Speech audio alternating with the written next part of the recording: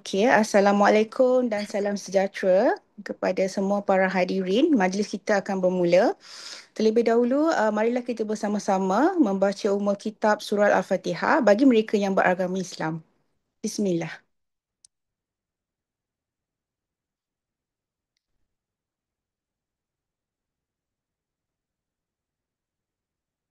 Amin ya rabbal alamin. Para hadirin sekalian, majlis syarahan kita pada hari ini telah dianjurkan oleh Pusat Pengajian Pembangunan Ungku Aziz Universiti Malaya. Penceramah kita pada hari ini adalah Profesor Madya Dr. Jaleha Mat Shah. Beliau merupakan pensyarah kanan daripada Universiti Malaysia Sabah. Tajuk pada hari ini adalah mengenai kemiskinan dan pembasmian kontroversi dan realiti. Tajuk hari ini sangat signifikan di mana sekiranya kemiskinan dapat dikurangkan di negara ini, maka ia akan mampu mencapai matlamat ekonomi madani dan juga matlamat pembangunan mampan, terutamanya dalam kemiskinan sifar dan menutup jurang ekonomi dalam masyarakat. Terlebih dahulu, sebelum kita memulakan majlis, izinkan saya membaca sedikit biodata mengenai penceramah kita pada hari ini. Dr. Jaleha merupakan pensyarah kanan di Fakulti Sains Sosial dan Kemanusiaan Universiti Malaysia Sabah. Beliau telah memperolehi ijazah Dr. Falsafah daripada Universiti Sains Malaysia pada tahun 2016 dalam bidang sosiologi dan antropologi. Kepakaran beliau adalah dalam bidang antropologi bandar dan pembangunan komuniti. Beliau mempunyai pengalaman dalam 31 geran pendidikan dan telah mengetahui 5 geran konsultasi. Penyidikan beliau semasa adalah mengenai program Basmi Miskin Tegar BMT di negeri Sabah melalui geran yang dianugerahkan oleh Unit Perancang Ekonomi Jabatan Perdana Menteri yang kini dikenali sebagai Kementerian Ekonomi. Tanpa membuang masa, saya ingin menjemput penceramah kita hari ini untuk memulakan sesi perkongsian beliau. Dr. Jaleha, dipersilakan. Terima kasih banyak Dr. Nurul. Suara saya jelas kan? Jelas. Alhamdulillah. Slide kita ada sudah kan? Cik Ilma? Ada doktor. Alright, okay. Sekejap Terima ya. kasih banyak. Okay.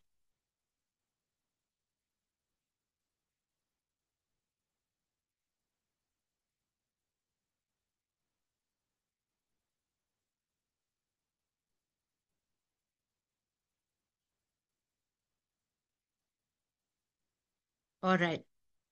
Okay, saya mulai ya Dr. Nurul. Okay. Bismillahirrahmanirrahim. Assalamualaikum warahmatullahi taala wabarakatuh. Dan selamat pagi.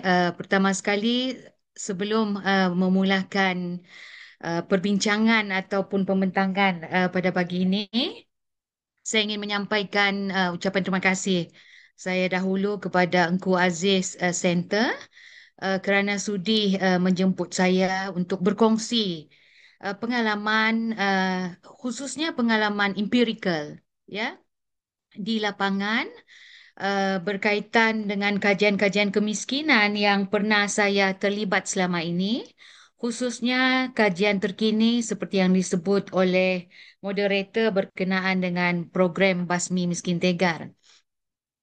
Next slide.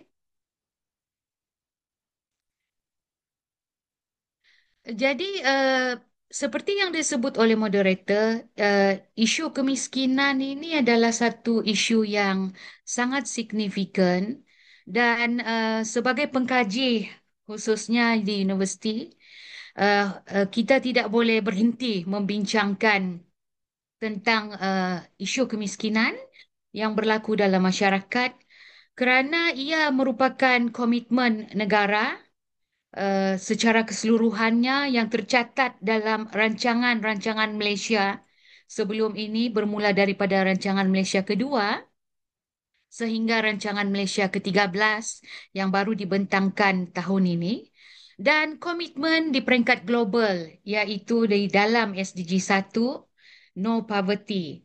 Dan Malaysia telah mensasarkan sama ada di dalam rancangan Malaysia ke-13 mahupun untuk memenuhi tuntutan SDG 1 kita telah mensasarkan pada tahun 2030 tidak ada lagi miskin tegar di negara ini. Jadi melihat ataupun meninjau status kemiskinan di negeri Sabah, jadi fokus perbincangan saya pada hari ini adalah fokusnya kepada negeri Sabah, ya. Sebab saya berpendapat bahawa sebagai salah sebuah negeri yang dicatatkan negeri termiskin di Malaysia, uh, bagus sekali untuk mengetengahkan naratif apa yang berlaku di negeri ini secara umumnya. Jadi kalau kita lihat daripada poin yang pertama ini, didapati daripada data Jabatan Perangkaan Malaysia 2023, berlaku peningkatan dalam insiden kemiskinan mutlak di negeri Sabah, iaitu pada tahun 2019 uh, pada tahap 19,5% dan pada tahun 2022 meningkat kepada 19,7%. Dan negeri Sabah pula adalah merupakan negeri tertinggi yang mencatatkan kemiskinan mutlak di Malaysia sejak 1997 lagi.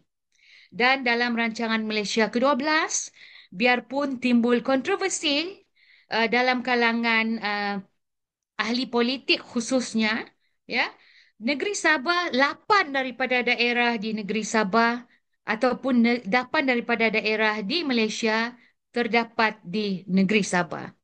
Pun begitu, pada Februari 2025 berlaku penurunan yang agak ketara, khususnya dari segi jumlah ketua isi rumah miskin tegar di negeri Sabah yang menyaksikan pengurangan 89,9%, dan sehingga Februari 2025 hanya dicatatkan seramai 1,464 ketua isi rumah miskin tegar di negeri ini. Next slide. Jadi di sini sebagai permulaan juga saya ingin kongsikan beberapa keratan-keratan akhbar di dalam di media tempatan lah, ya, berkenaan dengan kejayaan-kejayaan yang dicapai di dalam menoktahkan atau miskin tegar, ya. Misalnya pada tahun lalu Ogos 13 hari bulan 2024, Ketua Menteri Sabah Datuk Seri Panglima Haji G, ya, Haji G Nor telah mengisytiharkan bahawa Sabah telah berjaya menghapuskan miskin tegar pada akhir Julai 2024. Dan negeri Kelantan juga ada menyebut bahawa negeri tersebut telah berjaya menoktahkan miskin tegar yang melibatkan seramai 14,000 lebih ketua isi rumah. Negeri Perak pun mengumumkan bahawa mereka sudah mencapai sifir miskin tegar, dan Sarawak pula, negeri Sarawak mengumumkan bahawa mereka negeri tersebut merupakan negeri berpendapatan tinggi menjelang 2023. Jadi kalau daripada perkongsian keratan ini dapat kita nampak bahawa ya, dari satu segi ada pencapaian yang ditunjukkan oleh negeri-negeri di dalam usaha untuk mensifirkan ataupun menyahkan miskin tegar, tetapi di sebalik angka-angka ini atau pengumuman-pengumuman ini wujud kontroversi dan realiti yang berlaku terutamanya di peringkat negeri sendirilah. Ya, dan ada kalanya muncul juga di Dewan Dewan Rakyat, ya, ada berlaku perdebatan dalam kalangan ahli parlimen tentang angka-angka yang diumumkan oleh menteri di peringkat federal dan apa ni, angka-angka yang cuba diketengahkan oleh menteri ataupun ahli parlimen dari negeri Sabah, ya. Next. Jadi umumnya program pembasmian kemiskinan di Malaysia menurut Asnarul Kandi 2010 ada 6 kategori yang utama. Pertama adalah program penyediaan kemudahan asas, infrastruktur sosial dan hikmat sosial. Yang kedua, program penikmatan produktiviti. Ketiga, program reformasi tanah seperti yang dipaparkan di dalam slide. Keempat adalah program peningkatan pendapatan berbentuk bantuan keuangan. Kelima adalah program khusus rakyat termiskin, program pembangunan rakyat termiskin.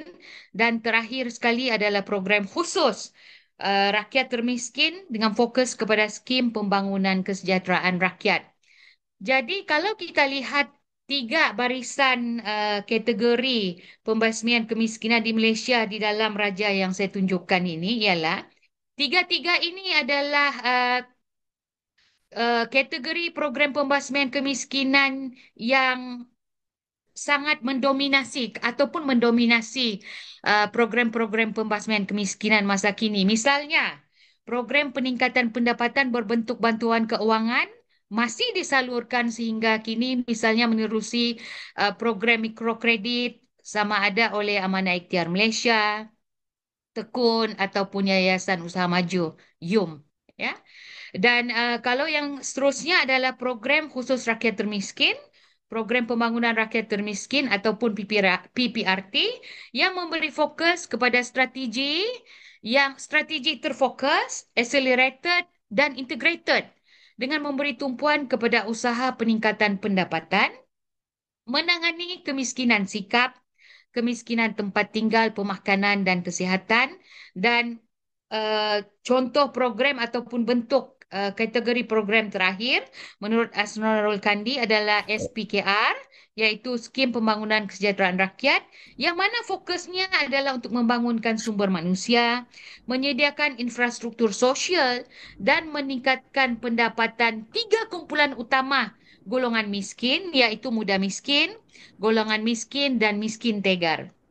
Nah, kalau kita lihat pada masa kini, ketiga-tiga kategori program pembasmian kemiskinan ini, macam saya sebutkan tadi, adalah masih dijalankan dan apa yang ingin saya kongsikan iaitu berkaitan dengan program pembasmian kemiskinan yang diperkenalkan oleh Kementerian Ekonomi iaitu Basmi Miskin Tegar berada di bawah kategori terakhir ini iaitu SPKR ya. Dia beri fokus pembasmian kemiskinan kepada tiga kumpulan utama kumpulan miskin yang ada di Malaysia, tetapi perkongsian saya lebih kepada kumpulan miskin tegar. Next slide. Jadi apa yang kontroversi dan realitinya berkenaan dengan kemiskinan dan pembasmian kemiskinan ini ya? Dan ini merupakan adalah intipati-intipati ataupun isu-isu yang berlaku ketika saya terlibat di dalam kajian-kajian kemiskinan termasuklah penglibatan terkini di dalam program Basmi Miskin Tegar di Sabah. Nah, nombor satu, kontroversi yang sering dihadapi oleh penyelidik, ya, oleh saya dan rakan-rakan penyelidik di Sabah adalah berkenaan dengan jumlah ketua isi rumah miskin dan miskin tegar. Nah, jadi kita selalu kalau kita pergi mesyuarat ataupun penyelidik pergi mesyuarat bersama dengan uh, pegawai-pegawai daripada agensi kerajaan di peringkat negeri, ya, dan di peringkat daerah PBT ya, pihak berkuasa tempatan, kita ditanya jumlah ketua isi rumah miskin yang mana satu kita gunakan, ya?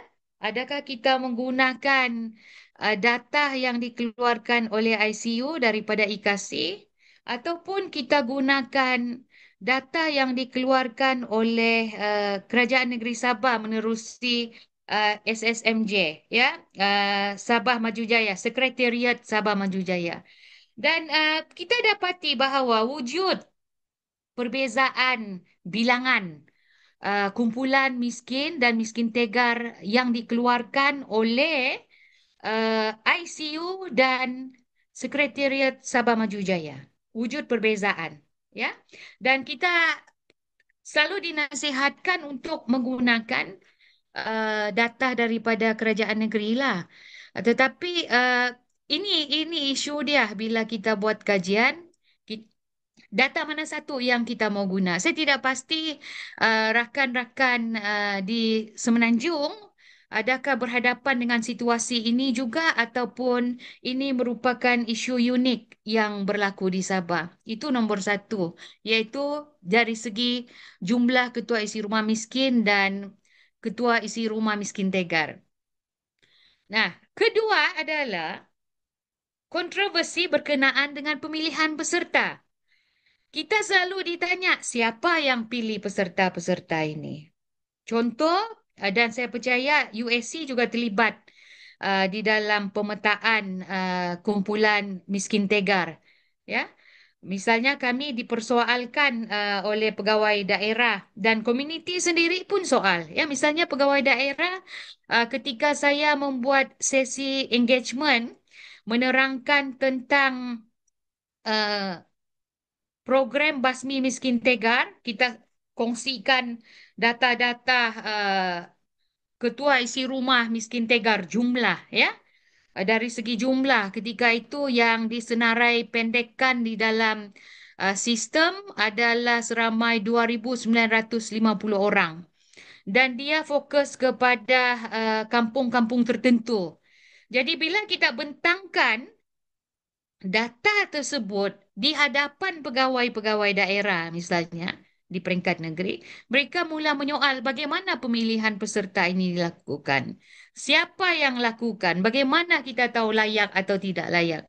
Jadi kita sebagai apa ni sebagai penyelidik kita tahu bahawa data-data tersebut dikeluarkan oleh ICU dan kita tahu bahawa ICU ada mekanisme dia sendiri untuk menentukan golongan miskin, miskin tegar. Ada tahap-tahap pendapatan yang telah ditetapkan. Misalnya untuk menentukan kumpulan-kumpulan itu layak untuk dipertimbangkan menjadi peserta basmi miskin tegar. Nah, bila kita buat sesi engagement, kita perlu berhadapan dan menjawab persoalan-persoalan yang dimajukan oleh pegawai-pegawai di PBT, tetapi bila kita turun ke peringkat komuniti pula, bila kita buat pemetaan ya, dia pula kita juga disoal oleh komuniti. Bagaimana peserta-peserta ini dipilih? Saya ingat ada satu ketika kami buat pemetaan di Kampung Bongkol. Bongkol ni Pitas. Daerah Pitas merupakan salah sebuah daerah termiskin di negeri Sabah. Jadi bila kita buat kami buat pemetaan berkumpul peserta-peserta yang telah dikenal pasti itu yang terdiri daripada ketua isi rumah miskin tegar dikumpulkan di dewan kampung tersebut. Jadi adalah orang-orang kampung ataupun komuniti yang datang menjenguk ya dan mula mempersoalkan kenapa diri beliau tidak dipilih menjadi peserta projek sedangkan beliau uh, juga miskin. Malah ada yang mengatakan dia lebih miskin berbanding peserta yang kita datang untuk petahkan maklumatnya. Ya, jadi dalam erti kata lain ialah pemilihan peserta untuk terlibat atau tidak terlibat di dalam program-program pembasmian kemiskinan juga dipersoalkan dan menjadi kontroversi. Ya, dan ini belum mengambil kira bahawa ketika kita pergi ke rumah ketua isi rumah yang telah dikenal pasti sebagai berpotensi untuk menerima projek pembasmian kemiskinan tersebut, bila kita membuat semakan adalah ciri-ciri sebenarnya ciri-ciri fizikal lah ya yang kita berpendapat dia tidak layak untuk menerima apa ni untuk menerima ataupun untuk terlibat dalam program tersebut. Misalnya dari segi rumah ya, fizikal rumah tu uh, rumah cantik contohnya ini contoh mudah lah. Lepas tu ada kereta kadang-kadang ada kereta sampai 2 biji di rumah ya. Dan bila kita buat pemetaan itu ada eh, apa ni pendapatan yang lebih daripada pendapatan miskin tegar misalnya berpendapatan lebih daripada 2.700 dan ke atas untuk negeri Sabah Ya, jadi inilah yang menimbulkan kontroversi-kontroversi dan realiti nanti kita tengok bagaimana apa yang boleh membantu untuk mengurangkan kontroversi-kontroversi yang wujud ketika kita berhadapan dengan para peserta ataupun ketua isi rumah miskin tegar. Yang ketiga adalah bentuk ataupun penentuan bentuk projek pembasmian kemiskinan. Kita tahu bahawa di dalam rancangan Malaysia ke-12, menerusi projek Basmi Miskin Tegar, keutamaannya adalah projek-projek yang diperkenalkan kepada komuniti-komuniti miskin Tegar ini mestilah bersifat bottom up. Maksud dia kita mendengar pandangan peserta dan dalam pemetaan yang kita buat dan akhirnya kita mencadangkan berdasarkan cadangan mereka dan pemeriksaan yang dibuat oleh penyelidik di lapangan, kita boleh mencadangkan uh, bentuk-bentuk program yang dirasakan sesuai selepas melakukan silang semak data di lapangan. Ya, tetapi apa yang kita dapati ketika uh, pelaksanaan projek-projek tersebut ialah masih ada projek-projek yang bersifat top down. Ya, maksud dia kita agensi pembangunan yang mencadang dan memikirkan itu adalah yang terbaik untuk komuniti ataupun peserta miskin di kawasan tersebut. Dan kita juga berdepan dengan situasi misalnya peserta dia tidak bersedia. Ya, nombor satu dia tidak tahu apa projek tentang projek tersebut, ya. Dan mereka kurang bersedia untuk menerima program-program yang diberikan kepada mereka. Nah, ini akhirnya membawa kepada realiti nanti ialah bahawa eh, sustainability project itu tidak boleh berlaku kerana sense of belonging peserta terhadap projek itu sama ada rendah ataupun tidak ada. Ya. Dan seterusnya kontroversi yang berlaku adalah dari segi pemantauan. Jadi kita ni bila kita turun ke lapangan, ya, terutamanya ketika projek-projek sedang berjalan, di bawah projek Basmi Miskin Tegar, program Basmi Miskin Tegar, ya, semua projek-projek yang diperkenalkan itu perlu dipantau. Ya, perlu dipantau bila dia sudah dilaksanakan, dipantau. Dan apa yang berlaku ialah di lapangan, uh, peserta dan PBT, ya, peserta pihak berkuasa tempatan yang menjadi uh, jawatan kuasa pelaksana di peringkat tempatan, dia semacam tidak sabar tau mau kita ni selesai dengan kerja pemantauan, ya.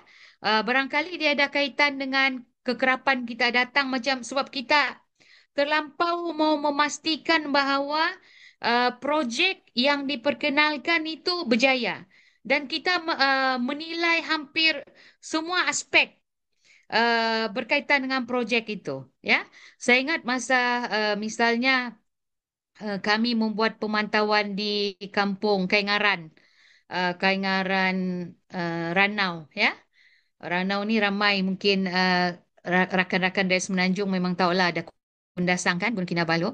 Jadi Kaingaran ini dia ada peserta yang uh, kalau boleh mereka ni kita nampaklah, ya, balik-balik mereka tanya soalan ialah sampai bila mau buat pemantauan, sampai bila mau datang di sini. Jadi dia macam peserta tu rasa macam kita terlalu mengungkong, ya. Mereka mau uh, kebebasan barangkali, ya. Kalau boleh mereka tidak mau dikawal sepenuhnya apa yang attachment mereka terhadap program yang disertai. Uh, Terutamanya ini melibatkan peserta-peserta yang projek dia lakukan itu ada masalah. Ya, kalau boleh Next adakah lagi? Oh macam tidak sabarlah mau bulan Disember. Sebab projek BMT ni penglibatan Universiti Awam sebagai pemantau berakhir pada bulan Disember 2025. Jadi kalau boleh mereka ni peserta-peserta ni dia mau kita sudahkan segera kita punya pemantauan tu ya. Uh, dan sebagai penyelidik kita risau sebabnya kita tahu bahawa kebimbangan kita, ya, terutamanya peserta-peserta yang projeknya ada masalah. Kita tahu kecenderungan untuk mereka melupakan atau membiarkan projek tersebut adalah tinggi. Membiarkan, ya, abandon the project selepas tidak ada pemantauan daripada kita. Itu very clear indication tu. Balik-balik tanya. Lepas tu macam risau-risau saja dengan keberadaan kita di lapangan lah, ya. Dan akhir sekali kontroversi ketika kajian berkaitan dengan kemiskinan khususnya kajian miskin tegar yang diusahakan oleh saya dan rakan-rakan di UMS adalah berkenaan dengan exit polisi. Satu baiknya program BMT ini dan IPR secara umumnya ialah kewujudan exit polisi. Maksud dia, kerajaan telah menetapkan sasaran bahawa Disember sehingga Disember 2025, peserta-peserta yang menyertai projek ketua-ketua isi rumah miskin tegar yang menyertai projek di dalam basmi miskin tegar ini keluar daripada kemiskinan. Itu baiknya salah satu kebaikan yang ada di dalam IPR khususnya BMT ini. Tetapi dia menjadi kontroversi kerana uh, tercapai pencapaian itu, ya. Bolehkah peserta-peserta mencapai ataupun keluar daripada kepompong miskin tegar bila Disember 2025 tu berakhir, ya. Dan ini kita ada kebimbangan juga dalam kalangan perbincangan saya dengan rakan-rakan penyelidik di UMS ialah kerana keterujaan untuk mencapai miskin tegar itu, ya, sifar miskin tegar, keterujaan itu kita risau dia lebih kepada usaha yang macam mana saya mau cakap, ya. Dia macam kita risau dia jadi macam satu projek tempelan saja, ya.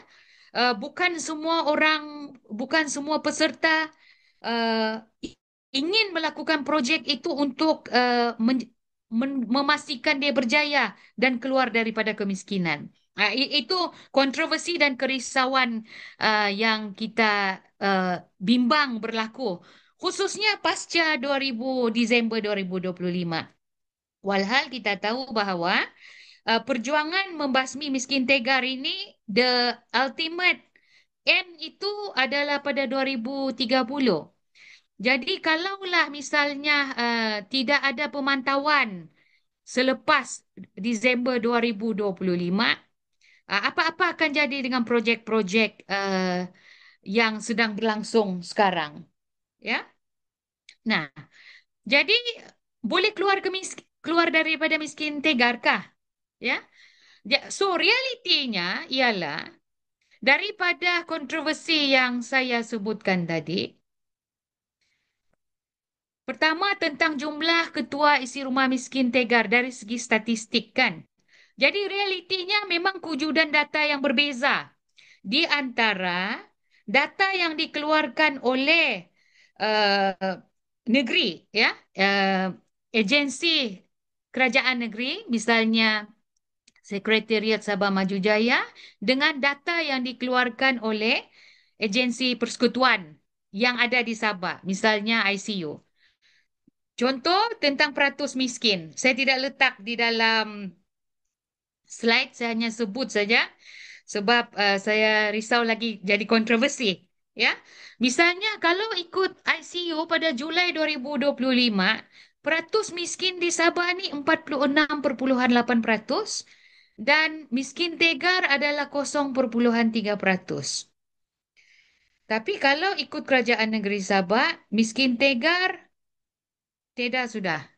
Ya, setidak-tidaknya adalah berdasarkan eh, data yang telah dilog oleh Sekretariat Sabah Maju Jaya. Jadi, realiti dia wujud data berbeza.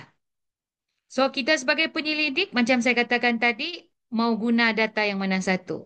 So, kalau saya akan nyatakan bahawa ada perbezaan data lah. Dan memandangkan kajian kajian kami ini misalnya dibiayakan oleh Kementerian Ekonomi, maka data keutamaan kita adalah merujuk kepada data yang dikeluarkan oleh ICU. Itu yang pertama. Yang kedua, tentang soal layak dan tidak layak nih jadi peserta, ya, yang menerima program-program pembasmian kemiskinan. Jadi kita dapati pemutihan ataupun pembersihan data ini uh, tidak kerap berlaku. Itu realiti dia, ya. Dan pemutihan ke akar umbi itu perlu dilakukan oleh agensi-agensi terbabit lah, sama ada agensi kerajaan negeri ataupun agensi uh, persekutuan yang berada di Sabah, ya.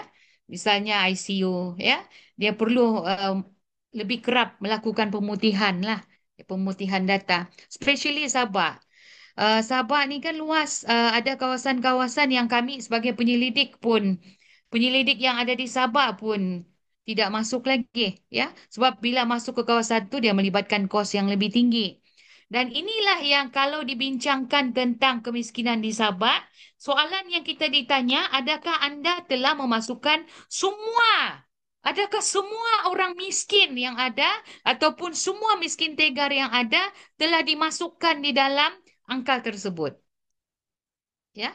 Ya, jadi realiti dia ialah kalau dia tidak ada akses kepada misalnya pendaftaran di dalam sistem, ya, ataupun tidak ada akses kepada uh, ICU ataupun pejabat IKASI di peringkat daerah, maka dia tidak akan termasuk di dalam senarai tersebut. Itu realiti kedua. Yang ketiga, wujud skeptism dan stigma dua hala, ya. Jadi realiti dia ialah eh, tentang ketua isi rumah miskin tegar ataupun orang miskin, sama ada dia sudah menjadi peserta ataupun belum terlibat dalam projek pembasmian kemiskinan, ialah kami dapati ataupun kajian saya lah mendapati bahawa ada skepticism, ya. Uh, di dalam kalangan agensi, pegawai-pegawai sendiri. Dia ni dua hala ni.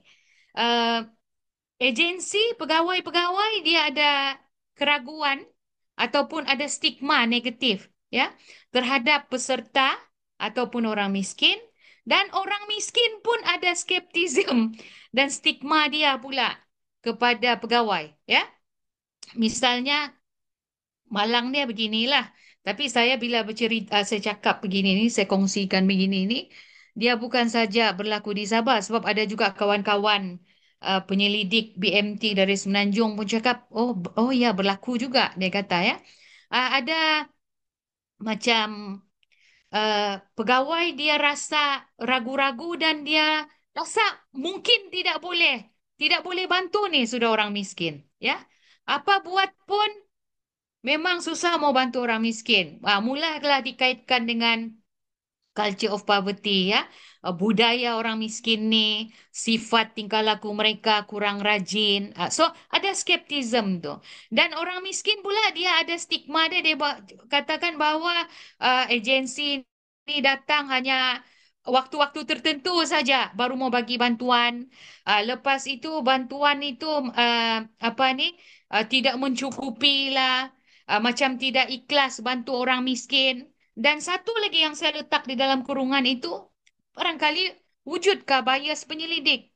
Ya, kenapa saya timbulkan realiti tentang bias penyelidik ni ialah ketika pembentangan tentang penilaian terhadap projek-projek pembasmian kemiskinan, khususnya projek BMT, data-data yang diberikan, yang kita kongsikan kepada agensi pembangunan yang ada di Sabah, mereka mula menyoal, ya.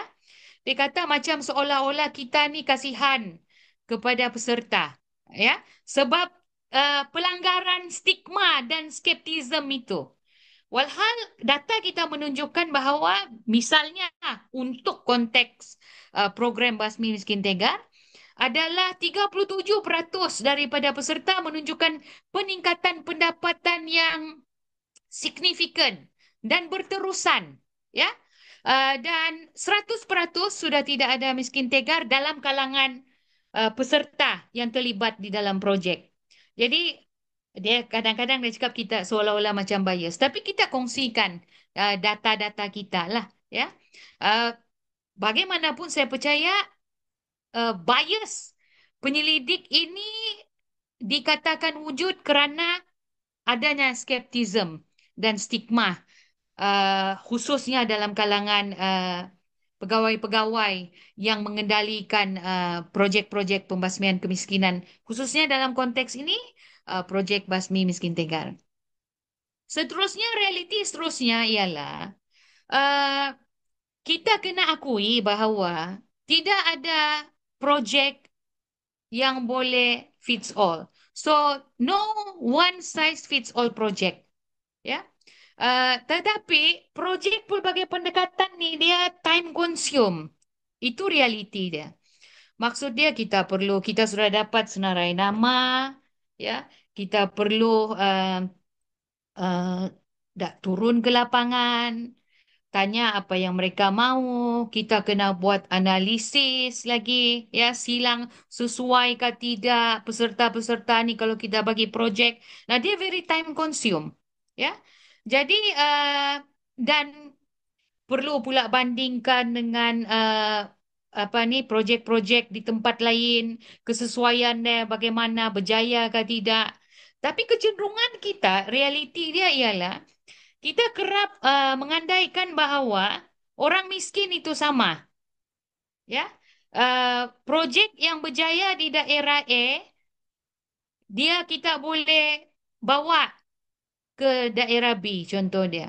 Walhal dia tidak semestinya berlaku begitu, sebab dia ada ciri-ciri unik di dalam daerah ataupun kekuatan dan keunikan peserta-peserta di kampung-kampung tertentu. Ya, sebab background walaupun dia miskin tetapi dia background dia adalah pelbagai kumpulan etnik dia, agama dia, kadang-kadang masalah apa di dalam isi rumah tu, ya. Itu semua kena ambil kira. Tetapi again dia adalah satu proses yang mengambil masa. Dan ini saya berpendapat bahawa proses ini yang mengambil masa ini ada kalanya barangkali kurang jadi favor lah, ya, sebab ada banyak program yang perlu dilakukan. Jadi kalau menumpu kepada proses, ya, jadi memerlukan duit, masa, dan apa ni sumber manusia, dan tiga perkara ini biasanya adalah isu yang kita hadapi lah, bukan saja di Sabah tapi juga di Malaysia lah, ya, kekurangan tenaga, apa, kekurangan staff, ya, mau pergi buat pemetaan misalnya kan. Tetapi dia bergantung pada tahap keseriusan kita lah. Kalau kita serius mau mengatasi apa ni kemiskinan, dan kita mau projek itu mampan, sustain, maka kita perlu berkorban, kalau saya boleh katakan, dan perlu menggunakan masa, duit, dan sumber manusia untuk mencapai dan memastikan projek ataupun program yang kita perkenalkan itu mencapai matlamat yang telah kita sasarkan. Nah, realiti seterusnya adalah tentang pencapaian KPI. Apa yang saya mau sentuh di sini adalah kita dapati kami, ya, mendapati bahawa uh, ada pembangunan infra, ya, yang disediakan, basic infra yang disediakan untuk satu-satu projek pembasmian kemiskinan, khususnya bagi basmi miskin tegar ni, dibuat sekadar untuk mencapai KPI. Ya, ini khususnya melibatkan kontraktor-kontraktor. Eh, Janji kolam siap, contoh, ya. Janji apa ni gerai itu siap. Tapi misalnya kolam itu kedalaman, ya, eh, ada tidak dengan sumber air yang boleh menampung apa circulation air itu untuk projek penternakan ikan, misalnya ikan dalam kolam. Ini bukan saja uh, untuk kontraktor, tapi agensi juga ada kalanya kajian awal itu untuk memastikan sama ada projek itu boleh uh, berlaku, ya, atau tidak, tu juga tidak dilakukan dengan teliti lah. Maksud dia begini, ti- uh, kita sudah tahu sumber air terhad di situ. Ya, ini ada satu projek di Sabah, tapi saya tidak mau minta maaf, saya tidak mau mention projek di mana. Tetapi tapi dia projek Basmi Miskin Tegar. Uh, Kolam patut disediakan oleh kontraktor, tapi sebelum kolam itu disediakan, uh, sepatutnya agensi yang terbabit perlu memastikan sumber air kena mencukupi. Sebab kolam yang dibina bukan setakat satu buah kolam, ya, tetapi ada 20 kolam. Jadi bila kita datang turun ke lapangan bersama dengan Kementerian Ekonomi pun ada ketika itu untuk mengenal pasti sama ada lokasi itu strategik dan sesuai atau tidak untuk projek yang ingin dicadangkan. So kita sebagai penyelidik kita sudah tahu bahawa oh ada masalah air nih, ya. Sebab kita tidak ada anak sungai tapi anak sungai kecil. Lepas tu kalau mau memenuhi 20 kolam misalnya mustahil nih akan ada isu, ya. Tetapi bila kita kemukakan pandangan kita kepada uh, agensi di agensi termasuklah PBT di daerah tersebut, dia semacam pandangan kita sebagai penyelidik itu tidak begitu diambil kira, ya. Sebab pada mereka apa yang penting ialah kolam itu mesti ada. Sumber air itu ya, untuk projek inilah ketika itu, ya. Kita boleh handle kemudian. Lebih kurang begitulah. Jadi kita dapati bila kolam itu sudah dibuat, akhirnya dia tidak boleh memulakan, peserta tidak boleh memulakan projek kerana sumber air yang merupakan elemen penting di dalam projek kolam ikan tidak dipenuhi. Akhirnya apa jadi? Projek dihentikan. So itu satu kerugian, ya. Dan duit sudah digunakan untuk apa ni? Untuk kerja-kerja mengorek kolam dan kerja-kerja lain lah, pembersihan kawasan seumpamanya. Jadi KPI ini untuk mencapai KPI ini yang kita realiti dia ialah ada sesetengah PBT dan kontraktor hanya melakukan kerja untuk janji siap lah. Itu kata kasar dia begitulah. Ya. Yang penting sudah dibersihkan, kolam sudah ada, boleh jalan, tidak boleh jalan, itu perkara kedua. Itu kata kasar dia lah. Tapi realiti dia begitu.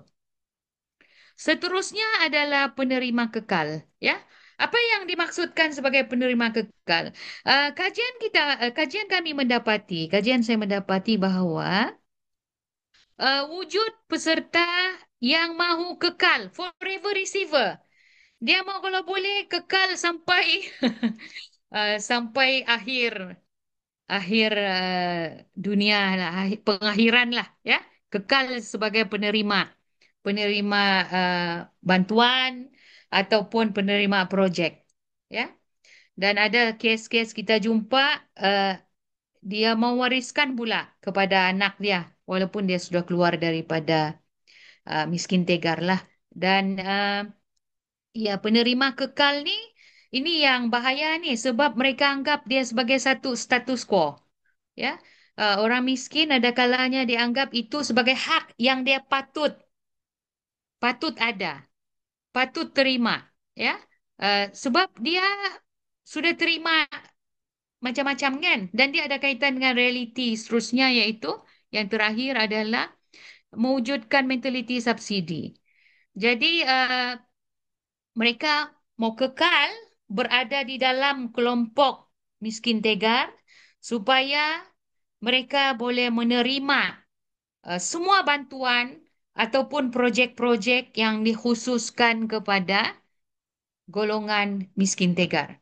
Nah, ini adalah kontroversi dan realiti yang berlaku sepanjang saya dan rakan-rakan mengendalikan program ataupun kajian kemiskinan di Sabah. Next slide.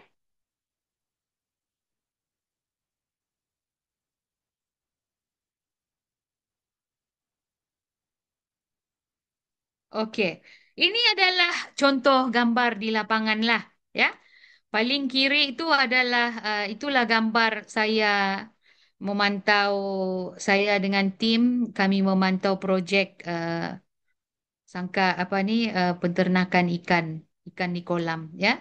Ada air, tapi ini satu saja nih yang ada ada air. Kolam lain tidak air. Jadi saya pun bila tengok tu macam merenung panjang tengok tu apa saluran air tu kan. Tapi yang untuk projek ni dia ada dua tempat, ya, 20 di kawasan yang saya pergi ini. Ini bagus lagi ada kolam yang boleh ada isi. Tetapi yang di satu tempat lagi ada banyak kolam tidak ada air. Dan air ini yang keluar daripada saluran ini uh, dia boleh terputus bekalannya sebab dia hanya bergantung kepada anak sungai. Dan anak sungai itu tidak boleh menampung 20 kolam dalam masa serentak. Tetapi ada uh, indahnya juga, ya. Eh, Realiti macam saya katakan tadi, ada 30% peningkatan pendapatan yang konsisten, ya, dalam kalangan peserta yang terlibat dalam projek pembasmian kemiskinan tegar di di Sabah, termasuklah di foto kedua ni, ya, iaitu projek penanaman cili fertigasi secara berkelompok, ya. Pendapatan konsisten sebab kita tahu bahawa projek Basmi Miskin Tegar ini dia adalah penjanaan pendapatan tambahan. Jadi dia bukan pendapatan utama. Nah, itu pun kita kena beri kefahaman juga kepada peserta, ya, bahawa dia bukan buat projek hari ini uh, besok terus kaya, tidak, ya. Dia adalah merupakan satu proses dan melibatkan usaha. Tapi kalau model yang BMT, projek BMT yang ada di Sabah, salah satu berjaya yang selalu saya kongsi-kongsikan di dalam perbincangan dan wacana berkenaan dengan kemiskinan di Sabah ni adalah salah satu contoh ni yang Petigasi inilah di Sepitang, ya, Kampung Pelakat. Dan akhir sekali di gambar paling hujung sebelah kanan, ni adalah gambar enumerator, GRA saya dan enumerator ketika kami mau melawat tapak projek penanaman jagung di Nabawan, ya.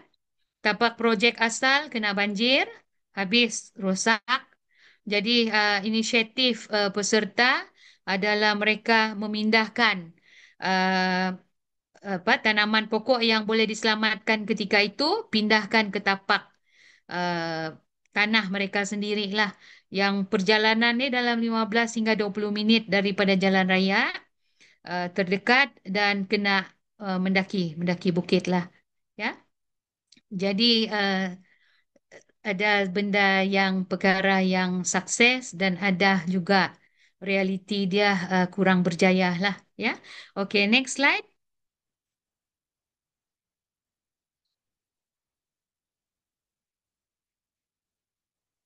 Slide seterusnya.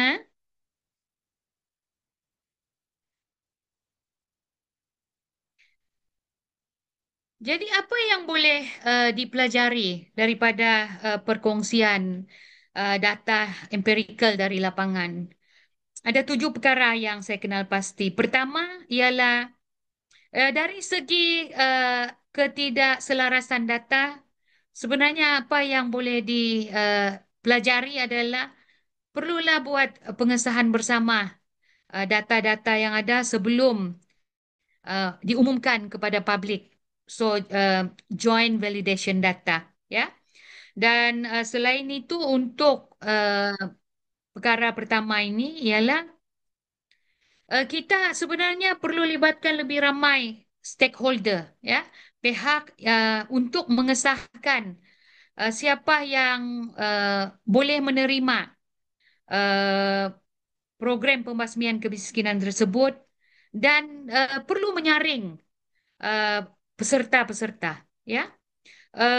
Dan saringan ini di peringkat awal, ya, dari segi data dulu, ya. Dia saringan ini perlu melihat kepada jumlah peserta, ya, siapa mereka itu, kena turun ke lapangan lah, ya, dan bukan berharap kepada satu sumber data saja, SSMJ ataupun IKASI saja, ya, tetapi mereka perlu duduk bersama, bincang keselarasan data, buat penyelarasan data supaya uh, kita tidak ada data yang berbeza. Walhal kita bercakap tentang kumpulan yang sama. Ya, kita bercakap tentang kumpulan miskin tegar ataupun kumpulan miskin. Sepatutnya data kena sama sebab kita menggunakan indikator yang sama. Jadi, that's why dia perlu dibincangkan, ya, sahkan secara bersama dan ya pasti lebih baik jika dia melibatkan lebih daripada dua pihak untuk apa ni data collection dari segi data lah, ya, dari segi apa ni mendapatkan dan mengesahkan siapa sebenarnya kumpulan miskin atau ketua isi rumah miskin tersebut. Yang kedua adalah dari segi apa yang dipelajari adalah eh, dana atau geran tambahan sebenarnya kita perlu berilah kepada peserta yang berjaya. Kenapa saya katakan begini? Kerana kita sepatutnya meraih peserta yang berjaya. Ya, kita ni ada kalanya highlight kegagalan saja. Saya pun kadang-kadang begitu, ya, highlight mana yang gagal sebab kita mau tambah baik. Tetapi peserta yang berjaya kita wajar beri penghargaan, ya, dan meraihkan kejayaan mereka tersebut. Dan salah satu saya uh, fikir efektif ialah kalau kita memberi dana tambahan ataupun geran tambahan kepada kumpulan tersebut, individu tersebut, kerana ini akan menjadi satu insentif yang positif kepada isi rumah lain untuk memastikan program yang disertai itu juga berjaya. Kadang-kadang monetary insentif ni memang boleh attract orang berusaha lebih lah. Ya, itu yang saya nampak. Nombor dua. Nombor tiga adalah saringan peserta sebelum menyertai projek. Uh, Apa beza di sini dengan satu ialah di sini ialah pembersihan data kepada ketua isi rumah yang tidak komited. Khususnya dalam karangan ketua isi rumah yang pernah terlibat dalam mana-mana projek sebelum ini. Kalau sebelum ini dia pernah terlibat dan dia tidak berjaya, ya, ah, jangan kita bagilah. Sebab ini yang kita tidak mau. Apa yang berlaku sekarang, seorang peserta dia sudah pernah menerima beberapa kali uh, menerima beberapa uh, bantuan ataupun hampir similar menerima program pembasmian kemiskinan berulang, ya. Jadi patutnya kalau dia terlibat di dalam projek tu kan dia berjaya, ya, keluar daripada kemiskinan. Jadi kita kena saring perkara ni. Kalau dia tidak committed, mungkin dia pernah terlibat tetapi ada masalah lain, external factor misalnya yang menyebabkan dia gagal, itu mungkin kita boleh pertimbangkan. Tapi kalau soal komitmen menjadi asbab kenapa uh, peserta ataupun ketua isi rumah miskin tegar atau ketua isi rumah miskin tersebut tidak berjaya di dalam program sebelum ini, dia sepatutnya tidak diberikan. Sebab kalau kita berikan orang yang sama berulang kali, selain daripada dia mewujudkan mentaliti subsidi dan beranggapan bahawa ini merupakan status quo, satu kelebihan yang perlu dia ada, kita sebenarnya memberi signal ataupun isyarat yang salah kepada uh, ketua isi rumah miskin yang lain. So nanti dia akan menanamkan apa, dia membentuk pemikiran bahawa oh, it's okay untuk gagal sebab nanti ada bantuan lain. Itu yang kita tidak maulah. That's why perkara nombor 3 ini adalah lesson learn yang perlu kita belajar, lesson learn yang perlu dilakukan lah, ya. Yang keempat adalah pindah milik projek. Ya, Eh, kebanyakan program-program sebelum inilah, ya, yang saya pernah terlibat di dalam penilaian, ya, 2000 penilaian projek misalnya 2009, 2010 terlibat di dalam projek, eh, dana yang diberikan oleh UNDP kepada beberapa peserta di Sabah kami menilai, ya. Lepas tu projek BMT sekarang ni, kita tidak nampak ada keberanian oleh uh, pemberi agensi pembangunan untuk meletakkan syarat boleh pindah milik projek. Nah, kenapa pindah milik projek ini walaupun kurang popular, tetapi barangkali boleh dipertimbangkan untuk dilakukan adalah kita tidak mahu ada peserta projek yang pasif dan menganggap bahawa projek itu adalah eksklusif milik mereka saja. Jadi itu pulanglah saya suka hati saya, ya, sudah diberikan kepada saya, jadi terpulanglah saya mau buatkah, saya mau teruskankah, tidakkah? Kan kerajaan sudah bagi, itu kita tidak mau.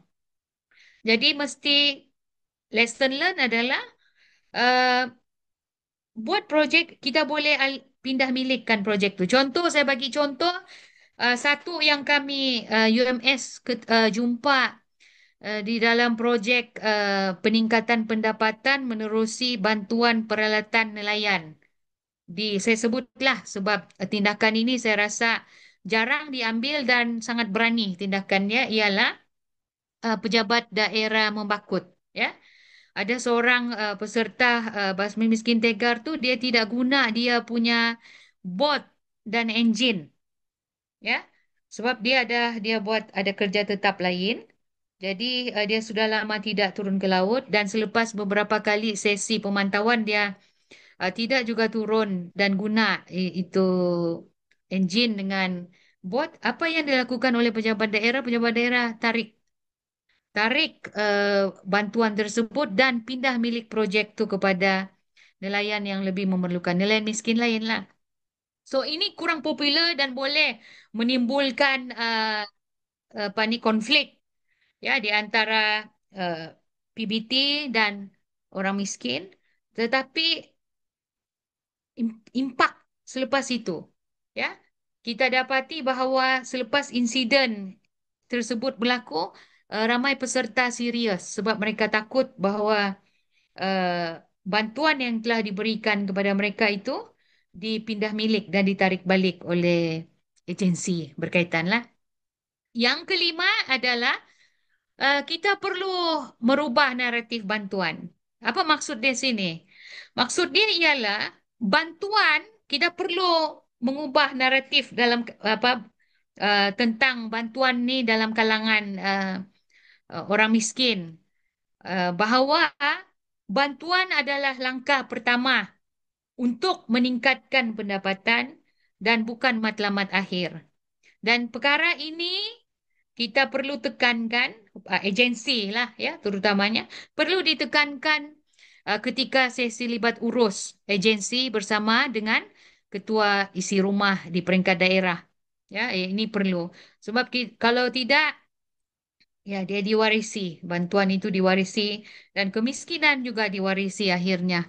Ya, itu yang kita kalau boleh mau memutuskan lingkaran kemiskinan tu kan, putaran ganas kemiskinan, tetapi kerana pahaman ataupun mindset paradigma tentang naratif bantuan itu kerana yang seperti yang saya sebutkan di dalam isu kontroversi dan realiti yang berlaku di dalam komuniti ini uh, kita perlu tekankan dia sekarang lah sebab kalau tidak kita akan 10 tahun 20 tahun akan bercakap perkara yang sama juga.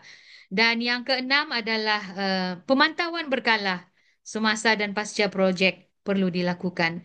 Dan di sinilah agensi pelaksana, pihak berkepentingan sama ada universiti awam kah, ya meneruskan membantu ya pemantauan secara berkala semasa dan pasca projek. Uh, Meskipun pengalaman di lapangan mendapati bahawa ada kalanya pemantauan ini tidak disenangi bukan sahaja oleh agensi tetapi juga oleh peserta, tetapi uh, dia pada saya tetap merupakan satu proses pembasmian kemiskinan yang penting kerana ketika pemantauan itulah kita boleh memberi input dan mengenal bukan saja memberi input dia bermula dengan mengenal pasti isu atau masalah yang berlaku sepanjang pelaksanaan program dan menerusi pemantauan juga kita boleh memberi input untuk penambahbaikan projek-projek yang sedang berlangsung dan akhir sekali apa yang boleh dipelajari daripada kontroversi dan realiti di lapangan adalah memperkukuhkan kolaborasi strategik yang sedia ada antara agensi kerajaan, swasta, universiti awam dan pastinya selaras dengan rancangan Malaysia ke-13 menggalakkan kolaborasi bersama NGO dan kenapa semua ini perlu diteruskan? Kerana usaha membasmi kemiskinan adalah tanggungjawab bersama antara kerajaan yang memberikan dana dan agensi-agensi lain sebagai penasihat dan pastinya tanggungjawab orang miskin ataupun peserta. Akhir sekali, slide penutup.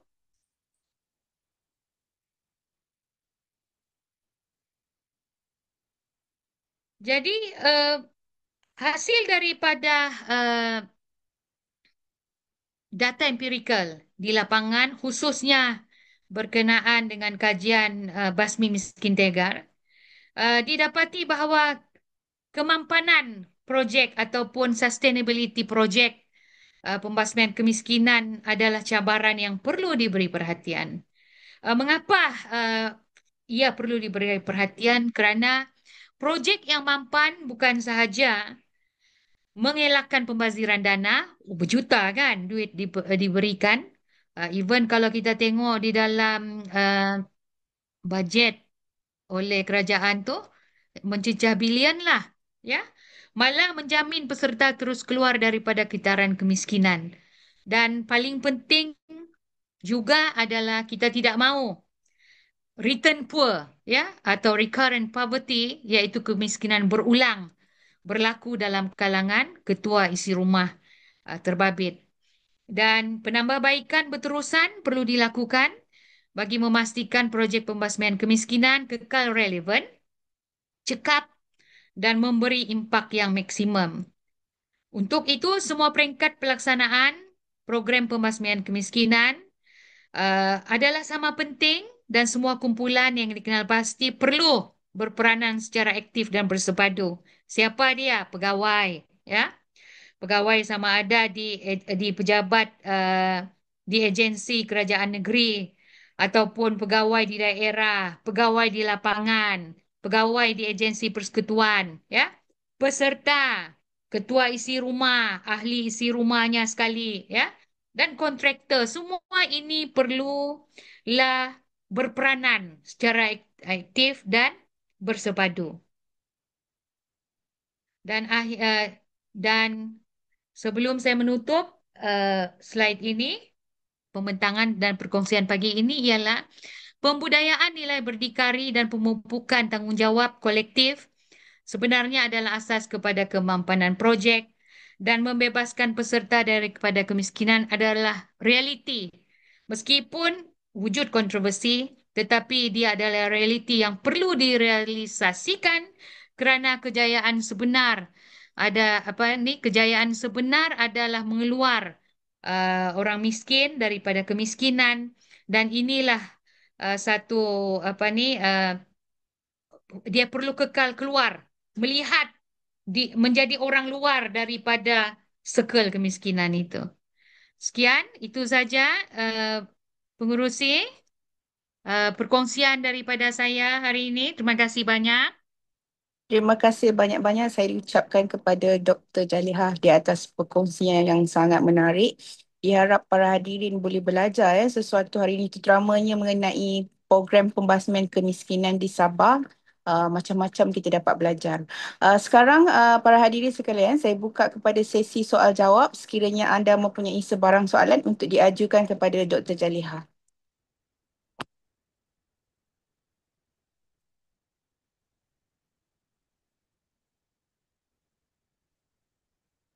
Para hadirin boleh bertanya terus kepada penceramah ataupun ingin type di dalam chat kita.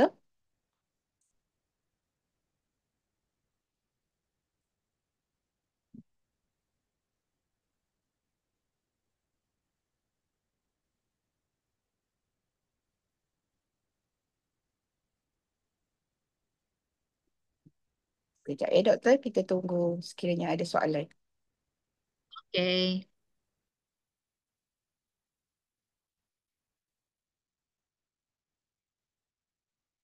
Halo, Assalamualaikum Dr. Jaleha. Salam.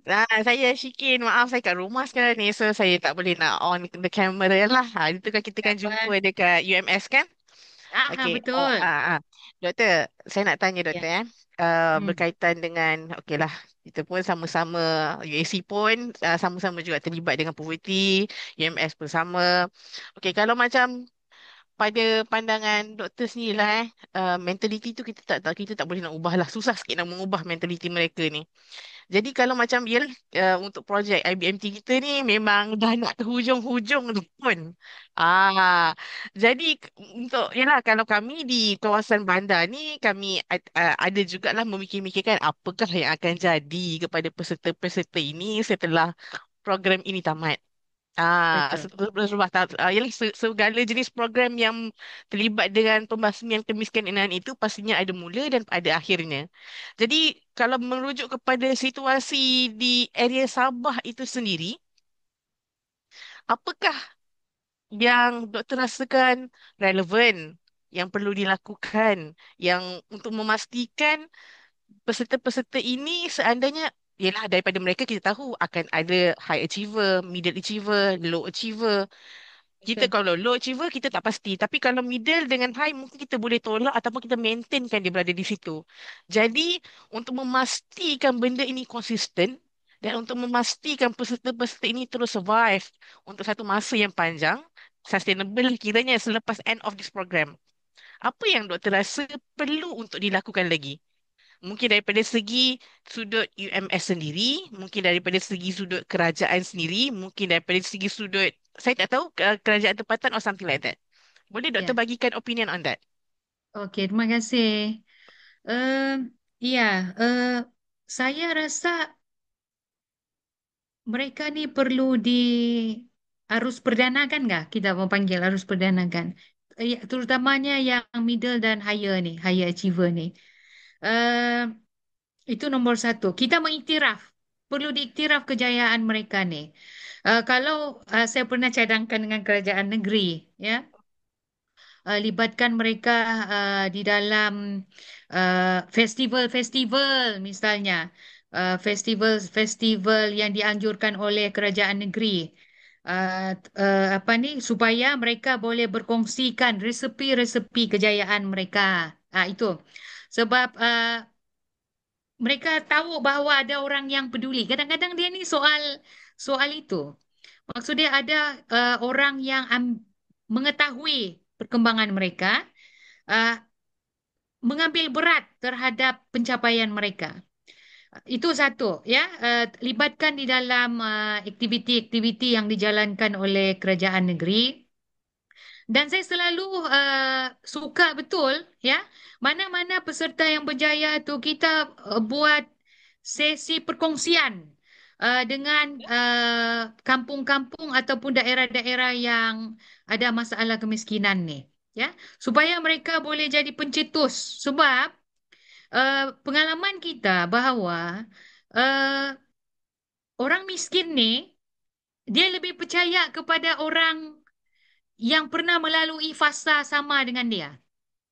Ya, jadi perkongsian daripada orang yang zero, misalnya pernah hidup susah macam dia, tapi akhirnya berjaya. Dia lebih percaya kepada orang itu berbanding kita ni kadang-kadang. Ya, Hmm. Jadi ya perkongsian kejayaan itu bukan saja dilakukan di peringkat kerajaan negeri menerusi festival kah, kalau sebab kerajaan negeri banyak buat program-program sebegitu, tetapi turun ke padang bersama dengan agensi-agensi pembangunan. Biar mereka ni berkongsi mereka punya pengetahuan, kemahiran dan pengalaman mereka. Macam mana mereka boleh keluar daripada kemiskinan.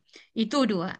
Nombor tiga ialah saya berpendapat seperti yang saya sebutkan tadi, ya, perlu ada suntikan dana tambahan kepada kumpulan-kumpulan yang berjaya ni supaya dia boleh membesarkan lagi projek yang sedang dilakukan, dan dengan pembesaran projek itu biasanya dia akan memberi impak terhadap sekeliling sekeliling dia, ya.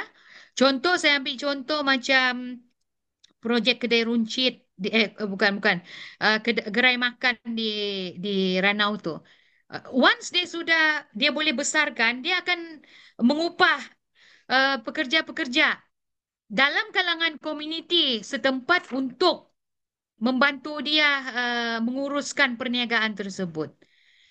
Dan pastinya lah keempat, untuk kita di universiti, saya berpendapat perlu, selain daripada perlu ada banyak geran diberikan untuk projek-projek berkaitan kajian kemiskinan, kita perlu dibenarkan untuk meneruskan pemantauan pasca 2025. Itu pandangan saya. Sebab setidak-tidaknya dia tidak kebebasan yang dirasa oleh peserta itu, dia tidak terlalu bebas yang akhirnya menyebabkan dia mungkin lupa bahawa ya dia perlu kekal berada di level itu, level berjaya itu. Itu yang saya Mhm. dapat fikirkan antara lima, empat atau lima cadangan lah. Ya, terima kasih. Terima kasih, Doktor.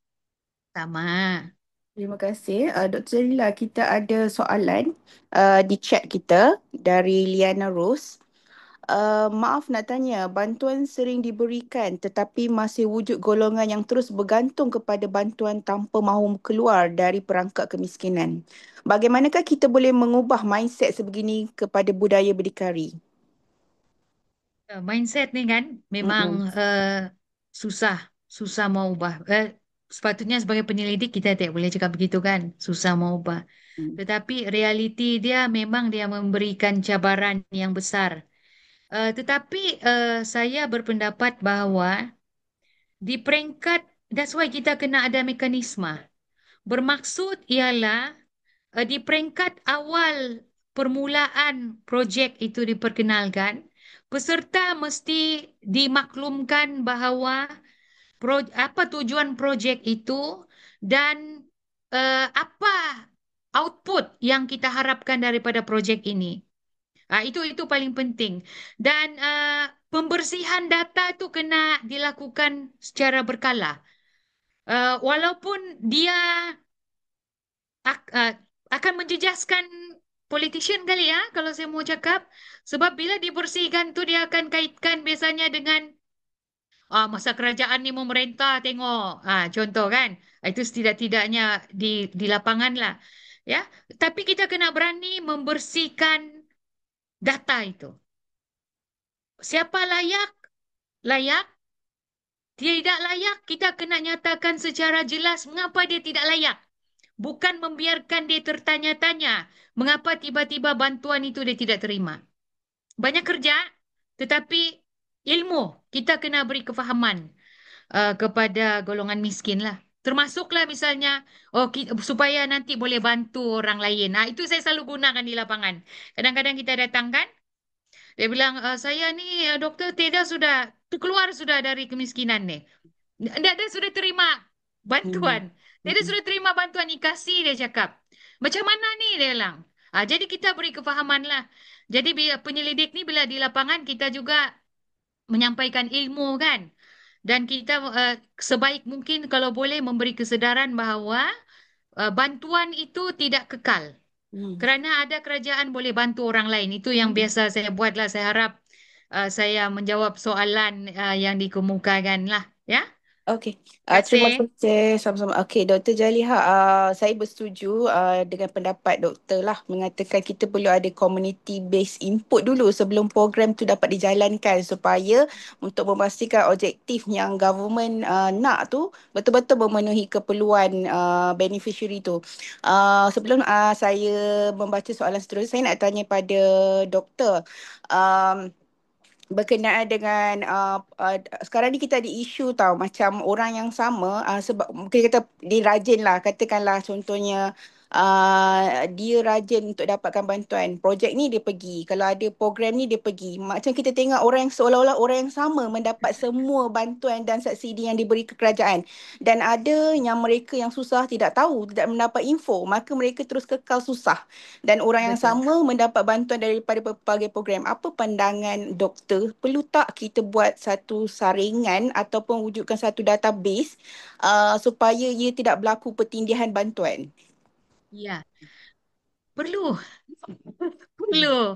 Hmm. Sebabnya saya rasa itu yang Kementerian Ekonomi cuba buat padu tu kan.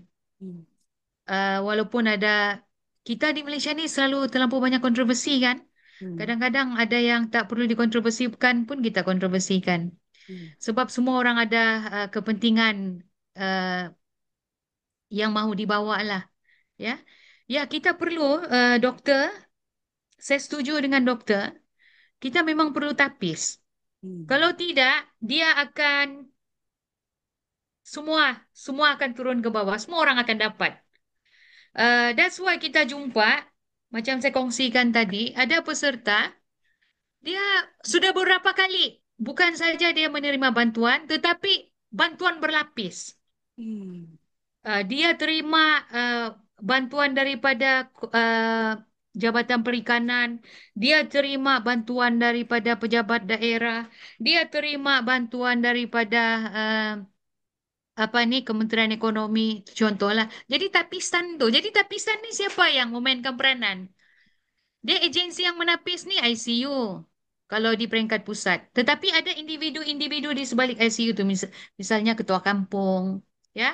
Nah, di sinilah pentingnya ada pihak berkecuali untuk dimasukkan di dalam membuat tapisan. Sebab ini kita tidak suka. Kita tak suka dengar ni, tetapi berlaku.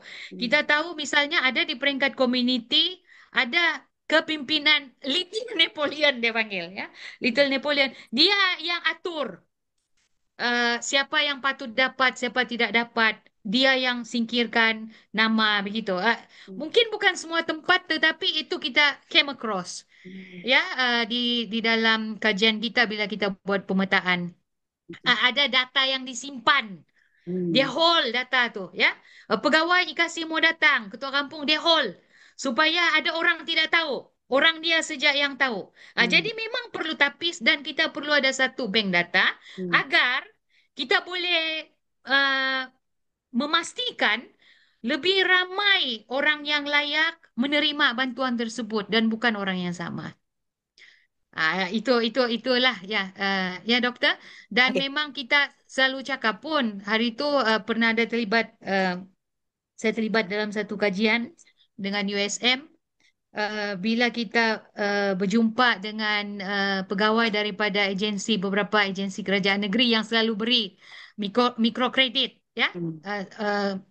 agensi mikrokredit dari pusat plus di Sabah, AIM, YUM, Tekun, memang mereka kata mereka dalam usaha untuk menyediakan bank data. Hmm. Sebab tidak mahu satu orang dia Hmm. pinjam AIM, dia Hmm. pinjam Tekun, dia semua. Dan akhirnya duit itu dia bukan gunakan untuk peningkatan pendapatan tetapi untuk perbelanjaan harian. Hmm. Saya harap saya membantu, menjawab doktor. Ya, menjawab sangat doktor. Okey, Okey. doktor kita ada lagi soalan ni daripada Erna Nor Syamira Zubir bertanya, kalau ikut pengalaman, adakah kemiskinan hari ini lebih kepada skop kekurangan wang atau tentang akses peluang seperti pendidikan dan pekerjaan? Apa pendapat doktor? Lebih kepada skop kekurangan wang. Basic dia memang kekurangan wang. Sebab bila kekurangan wang, kita tidak boleh ada akses. Uh, kita kami ada jumpa. Uh, dia tidak boleh pergi ke sekolah. Of course jauh kan. Itu akses lah kan. Akses kepada pendidikan dan pekerjaan. Tetapi basic kekurangan wang itu masih masih jadi keutamaan lah. That's why juga program-program eh, yang dibuat oleh kerajaan sekarang banyak kepada beri dalam bantuan keuangan, STR, ya. Dan di Sabah sendiri kami ada program syukur bagi bantuan 300 kepada ketua isi rumah miskin. Hmm. Jadi memang keuangan itu dia jadi main indicator lah. Walaupun kita ada MPI kan, apa multiple apa indeks ni yang apa doktor, sorry saya tidak tidak keluar di kepala saya ni. Indeks kemiskinan pelbagai multi multi dimension, Hmm. ya. Multi dimension poverty index. Yes. Walaupun kita gunakan itu sekarang, tetapi one of it is tetap pada saya keuangan. Keuangan itu salah satu. Tetapi akses pendidikan, kesihatan, kesejahteraan hidup itu tetap perlu diukur. Dan dia juga merupakan indikator penting. Tetapi kalau tengok trend semasa dari segi bantuan-bantuan kerajaan, memang clear adalah berkaitan dengan keuangan. Itu pandangan saya lah. Okey, terima kasih doktor. Kita ada lagi soalan doktor daripada Siti Okay. Zubaidah. Seringkali dasar pembasmian kemiskinan dilihat berubah-ubah mengikut kerajaan semasa. Adakah ini menunjukkan isu kemiskinan dipolitikkan lebih dari diselesaikan? Betul. Hmm. Soalan ni kan, ini kita aja kan dalam ni kan. Ini Ya, soalan sensitif. Dia sensitif tak ni. keluar kan? Bukan. Soalan ni dia betul soalan kontroversi juga, Hmm. ya. Hmm. Tapi realiti dia, iya, Hmm. iya. Uh, Nomor satu di rebranding itu nomor satu. Bertukar, walaupun kita ada rancangan pembangunan uh, jangka sederhana dan jangka panjang, misalnya rancangan Malaysia, ya, rancangan Malaysia itu di dalam tu ada program-program pembasmian kemiskinan. Tetapi bagaimana dia digerakkan untuk mencapai apa pembasmian kemiskinan itu dia bergantung kepada pemikiran-pemikiran uh, ahli politik semasa. Walaupun penggerak di akar umbi adalah penjawat awam, Hmm. ya, ya, dan dia memang dipolitikkan. Dan PRN negeri around the corner, begitu juga PRU. Dan kalau kita tengok uh, kemiskinan juga dijadikan Hmm. isu yang dibincangkan di dalam kempen-kempen pilihan raya. Hmm. Salah satu isu yang dibincangkan, ya. kerajaan telah memperuntukkan berapa juta-juta-juta untuk bantu. Contohlah Hmm. dia punya dalam apa dialog-dialog berkempen. Dan kalau ikut apa ni uh, orang miskin ni sebenarnya penting, Hmm. ya, selain daripada sokongan politik untuk mendapat sokongan politik, Hmm. dia menjadikan kerajaan itu berfungsi Hmm. juga, ya, untuk menyalurkan program-program pembangunan khusus yang saya katakan di sini adalah program pembasmian kemiskinan. Hmm. Saya harap saya tidak kena lah dengan jawapan saya itu, ah. Terima kasih Dr. Jalia. Kita ada lagi soalan daripada Zainab. Assalamualaikum Doktor, terima kasih di atas perkongsian pagi ini. Saya ingin bertanya, saya melihat subsidi kerajaan ini satu ketagihan jangka panjang kepada golongan tidak berkemampuan. Apa pendapat Doktor? Baik, kita punya audience ni kan. Betul, ini yang saya sebutkan tadi, mentality subsidi. Ya, dia dia boleh jadi ketagihan, tetapi dia sebenarnya semua membina satu mentality subsidi. Hmm. Kerajaan perlu bantu. Jadi tanggungjawab kerajaan.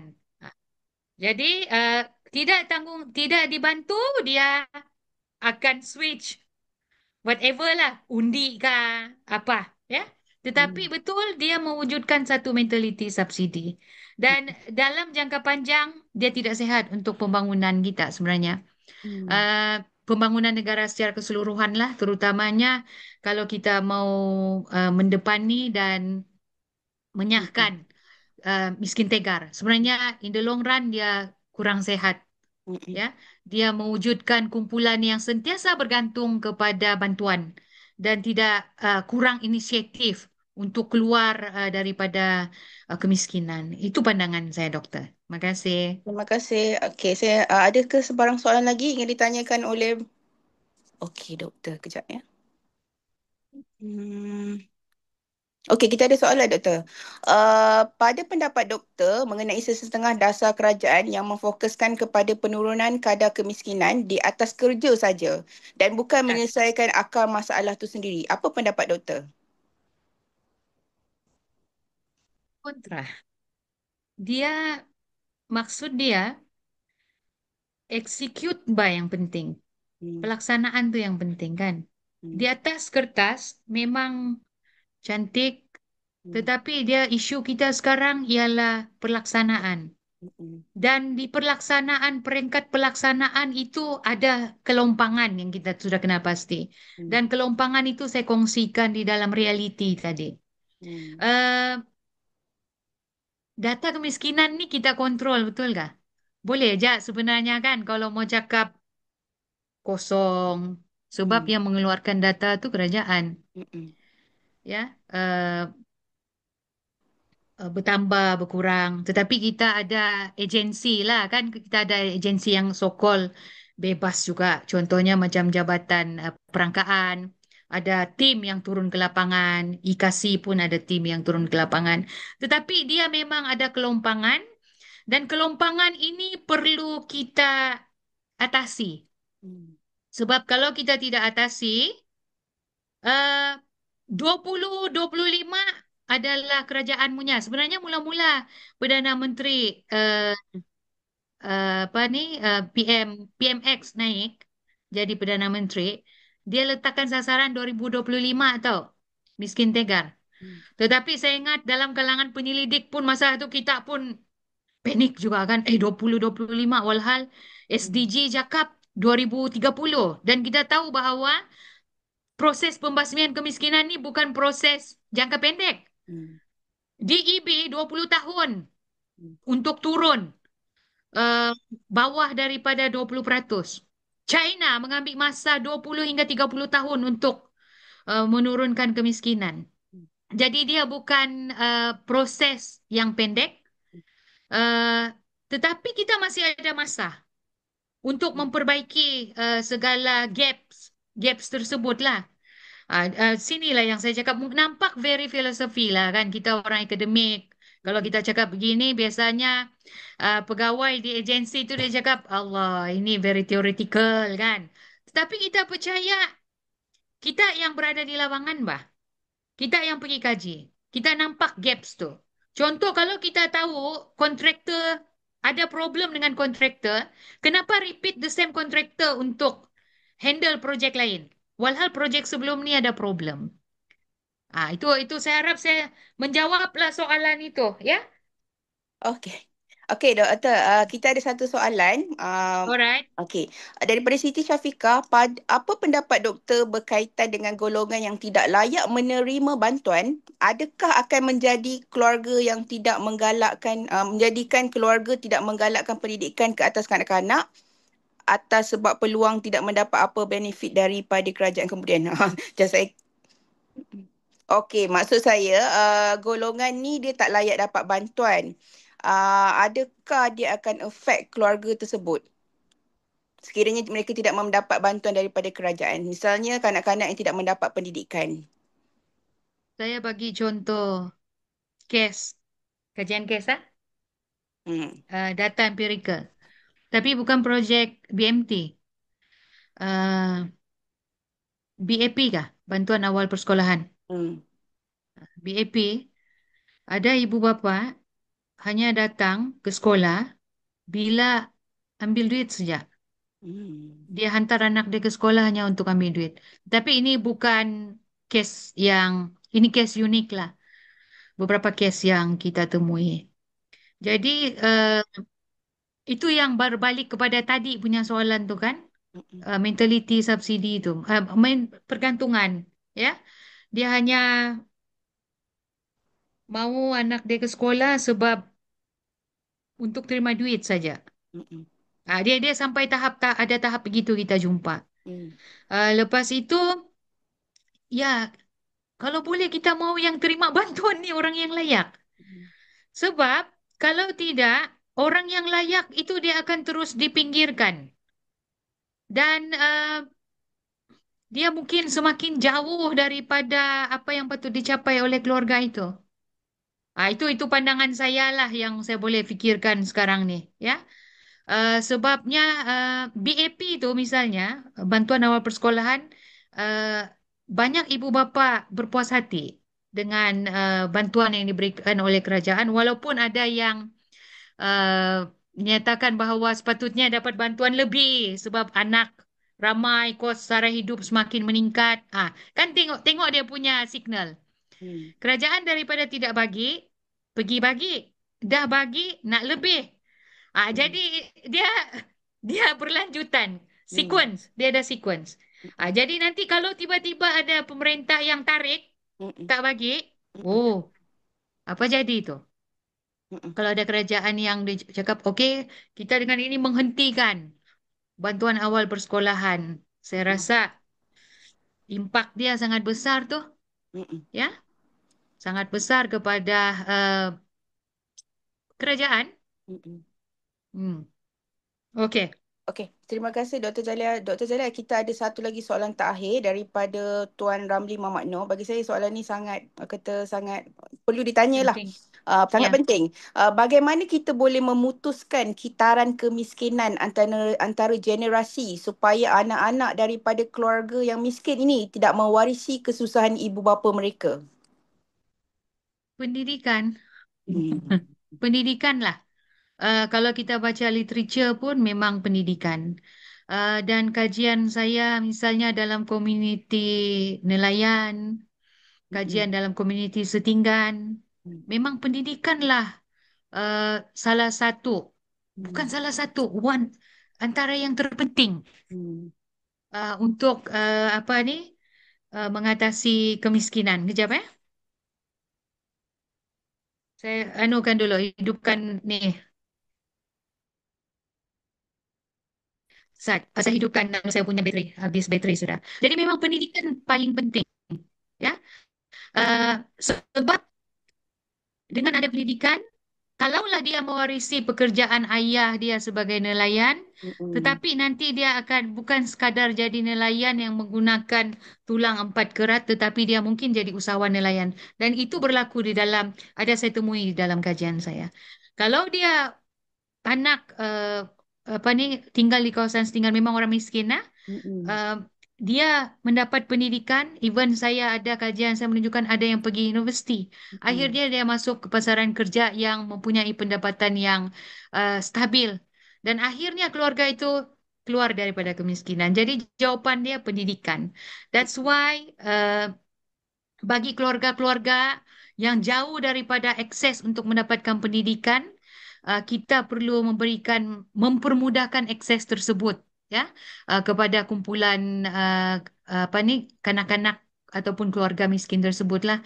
Kalau macam di Sabah ni, uh, kami punya sekolah ni kan jauh-jauh. Lepas tu Mm. jalan raya pun kalau di kawasan anulah remote areas, jalan raya pun boleh tahan juga. Jadi Mm. di situ perlu barangkali asrama kah ataupun menyediakan perkhidmatan pengangkutan Mm. kepada pelajar-pelajar instead of giving money. Ya, Mm. dia mempermudahkan akses itu tidak semestinya dalam bentuk wang ringgit, Mm. tetapi mewujudkan ekosistem Mm. yang boleh membantu melancar dan meringankan akses pelajar-pelajar miskin ini kepada sistem pendidikan. Mm. Itu pandangan saya. Terima kasih doktor. Saya pun bersetuju dengan pandangan doktor. Education is the most powerful weapon to change the society and the world kan. So dengan Betul. adanya pendidikan, insya-Allah kemiskinan tu akan dapat dikurangkan. Doktor, kita masih ada soalan sebenarnya. Okey. Daripada saya ambil ya. Boleh dapatkan pandangan doktor antara peningkatan bantuan dan peningkatan peluang pekerjaan, yang mana lebih berkesan dalam membasmi kemiskinan?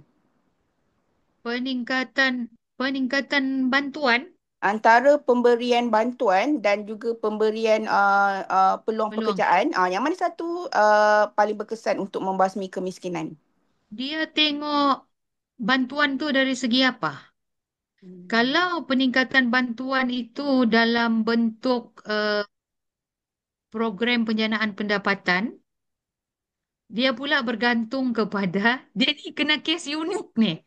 Sebab kajian kita mendapati bahawa ada yang terlibat peserta yang terlibat dalam peningkatan bantuan dia berjaya. That's why kena buat saringan tu. Hmm. Dan contohnya macam BMT kan, peningkatan pendapatan menerusi program penjanaan pendapatan, ada yang berjaya, ada yang kurang berjaya. Hmm. Dan ada juga projek IPR, misalnya dia beri peluang pekerjaan kepada peserta, ada berjaya, ada juga tidak berjaya. Jadi macam mana mau jawab tu? Dia bergantung kepada kes. Tapi kalau mana yang lebih banyak berjaya, setakat ini perbandingan dalam projek BMT di Sabah adalah peningkatan peluang pekerjaan. Itu lebih sukses. Rate sukses lebih tinggi Hmm. berbanding daripada uh, bantuan penjanaan pendapatan kerana dia bekerja Hmm. dengan orang lain dan dia menerima gaji secara tetap setiap bulan. Hmm. Itu that's why dia punya rate lebih tinggi. Hmm. Dan dia punya dari segi sikap itu dia dipantau oleh ketua yang memberi pekerjaan tu lah. Kalau macam IPR kan, IPR ni Inisiatif Pendapatan Rakyat. Misalnya Intan Asas Tani. Ya, Inisiatif Asas Tani. Dia bekerja macam pemantauan saya di ladang Halia di Merotai. Kita dapati sebab mereka bekerja, ada working hours-nya. Dia jadi peserta tu jadi berdisiplin. Hmm. Mereka cara bekerja lebih sistematik. Hmm. Ada gaji tetap. Jadi itu dia lebih berkesan lah. Rate, success rate tu lebih tinggi untuk membasmi kemiskinan berbanding dengan yang pertama tadi. Hmm. Terima kasih. Baik. Terima kasih Dr. Jaliha Mat Shah di atas sesi perkongsian pada hari ini. Saya juga ingin mengucapkan terima kasih kepada para hadirin yang hadir pada sesi perkongsian ini dan juga tahniah kepada penganjur Pusat Pengajian Pembangunan Ungku Aziz Universiti Malaya. Sebelum kita mengakhiri sesi kita, kita ada sesi menangkap gambar. Saya mohon para hadirin membuka kamera. untuk kita merakamkan kenangan sesi syarahan pada hari ini. Teknikal, staf teknikal saya minta bersedia untuk ambil gambar. Ya, baik doktor. Mohon para hadirin membuka kamera masing-masing.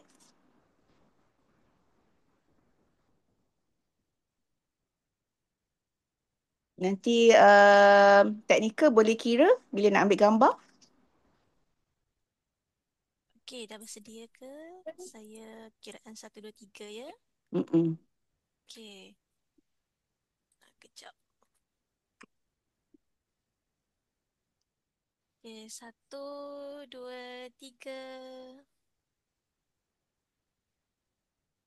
Okey, lagi sekali. 1, 2, 3. Okey. Okey, terima Terima kasih. kasih. Sebelum para hadirin meninggalkan sesi, ada minta mengisi pautan kehadiran yang kita letakkan pada chat. Sama-sama. Terima kasih semua. Terima kasih Terima para kasih, Terima kasih banyak hadirin. Doktor. doktor. Sama. Okey, terima kasih Doktor Terima Julia kasih juga. banyak Okey. USC. Okey. Okey, Assalamualaikum. Assalamualaikum. Waalaikumsalam warahmatullahi. Waalaikumsalam. Waalaikumsalam.